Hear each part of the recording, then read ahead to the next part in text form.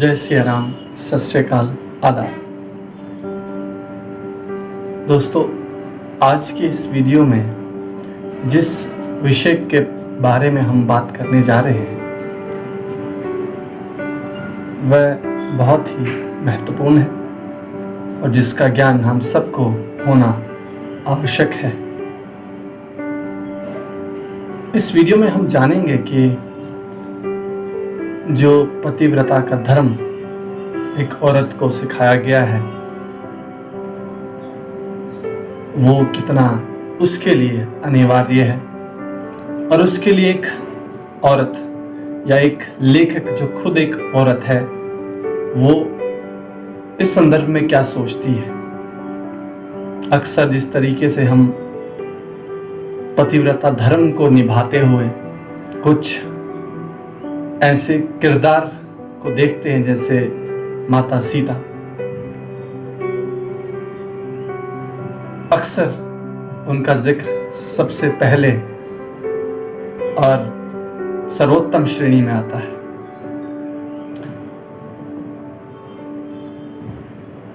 इसके पश्चात हम ये भी जानने की कोशिश करेंगे कि माता सीता की जो बहन थी उर्मिला, उसके मन में जो विद्रोह था लक्ष्मण के लिए वो क्या था और कैसा था।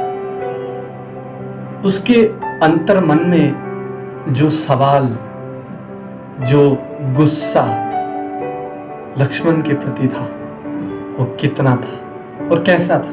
और जब वो गुस्सा उसके अंदर आया तो उसके बाद उसे कैसा महसूस हुआ, उसके चरित्र में कैसी तब्दीलियां आई क्या। और साथ ही साथ मैं इसमें अपनी भी राय रखने की कोशिश करूंगा कि मैं पतिव्रता धर्म के संदर्भ में क्या सोचता हूं। शुरू करते हैं हम माता सीता की बहन उर्मिला से। इस उपन्यास में उसका किरदार बहुत ही आकर्षक तरीके से ललिता कुमारी जी ने दर्शाया है। उस चरित्र को जो हम देखते हैं तो वो एक ऐसा चरित्र नहीं है जो कि हमने रामानंद सागर जी की रामायण में देखा, जिसमें बहुत ही कम प्रकाश उस पात्र के ऊपर डाला गया है। इस किताब में ललिता जी ने जो पात्र उर्मिला जी का बनाया है या जिस तरीके से उसको दर्शाया है वो आज के संदर्भ में नारी जाति के लिए एक उदाहरण बन के सामने आता है। क्योंकि ये एक ऐसा पात्र है जिसे हम कमजोर नहीं देखते, जिसके अंदर आत्म विश्लेषण या चीजों को समझने की शक्ति है। और उसके साथ में अगर कोई घटना घटती है तो वह उस पर चिंतन मंथन करके एक निष्कर्ष पर पहुंचना जानती है और उस निष्कर्ष को अपने जीवन में ढालकर अपने जो रिश्ते हैं उनको सजोना जानती है। जैसा कि हमने देखा है और इस किताब में भी ललिता जी ने ये दिखाया है कि कैसे माता सीता अपने पतिव्रता धर्म को निभाते हुए अपने जीवन में आगे बढ़ती है।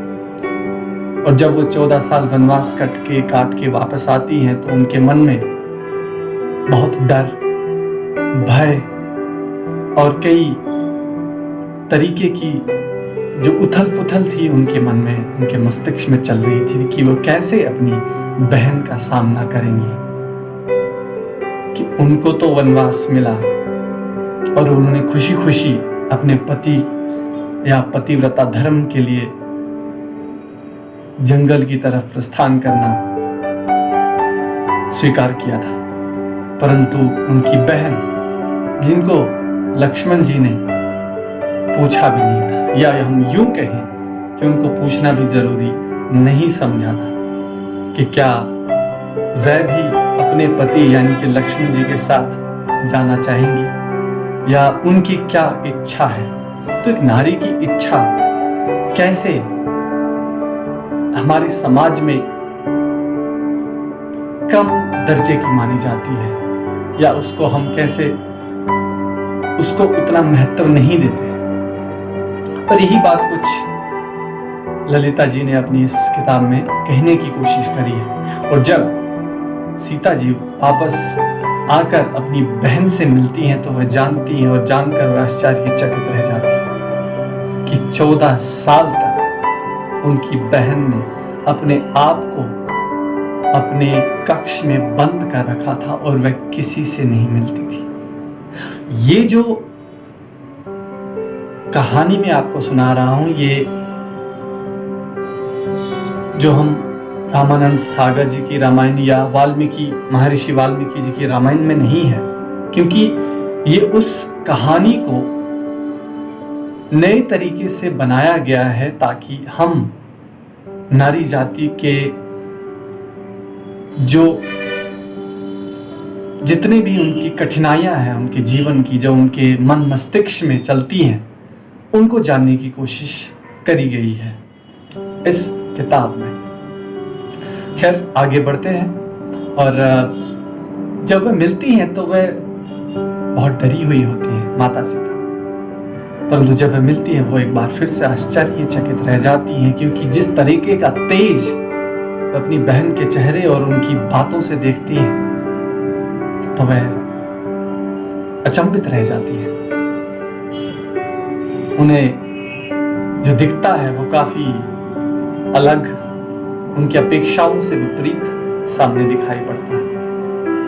उर्मिला जी कहती हैं कि अब उनका रिश्ता लक्ष्मण जी के साथ आगे इस बात पर निर्भर करेगा कि वह उनके अंदर आए हुए बदलाव को किस हद तक अपनाते हैं। यानी कि जो पिछले 14 साल में जो उन्होंने अपने चरित्र में एक ऐसी शक्ति महसूस करी कि हर चीज के ऊपर वो प्रश्न उठाती है, और प्रश्न इसलिए नहीं कि उनको किसी चीज से या किसी व्यक्ति से नफरत या द्वेष ऐसी कोई भावना उनके अंतर्मन में होती है और उस चीज को नजर रखते हुए वह ऐसा करती नहीं, बल्कि इंसाफ की खातिर। और ये वह अपनी बहन को बताती है कि अब मेरे अंदर एक ऐसी भावना उत्पन्न हो चुकी है कि मैं अब सवाल करने लगी हूं। और अब उनका रिश्ता लक्ष्मण जी पर सिर्फ और सिर्फ इस बात पर निर्भर करता है कि वह उनके अंदर आई हुई इन भावनाओं को, इस बदलाव को किस तरीके से अपनाते हैं। उर्मिला जी ये भी कहती है माता सीता के साथ कि दीदी,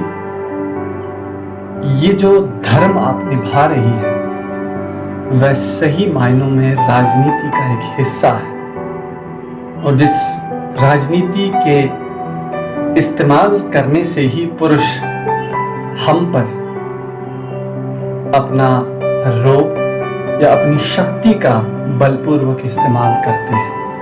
और वह कहती है कि हमें भी, यानी कि दोनों को या पूरी नारी जाति को इस खेल को समझना चाहिए कि ये सारा खेल जो है वह राजनीति का है, जिसमें एक जो तबका है वह रूल करने के लिए सारी चीजें, सारी कहानियां या सारे रिश्ते बुनता है।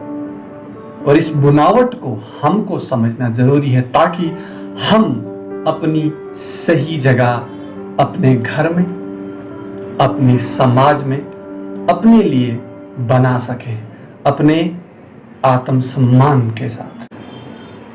अगर मैं अपनी खुद की राय आप लोगों के साथ साझा करूं तो वह यह है कि पतिव्रता धर्म, मैं इसको नकारता नहीं, परंतु इस धर्म को सिर्फ और सिर्फ नारी जाति के ऊपर डालना या एक औरत के ऊपर थोपना वह गलत है। ये धर्म एक पुरुष के लिए भी है। जैसे एक औरत को पतिव्रता धर्म निभाना होता है, उसी प्रकार से एक पुरुष को भी पत्नी का धर्म निभाना अनिवार्य होना चाहिए। और उसको ये ज्ञान, या मैं ये कहूँ कि उसके अंदर भी ये भावना इंसानियत की कम से कम होनी चाहिए, क्योंकि औरत पुरुष की कोई संपत्ति नहीं होती जिस पर वह अपना हक जताए या उसका इस्तेमाल करना चाहे जिस वक्त जिस तरीके से वो करना चाहता है।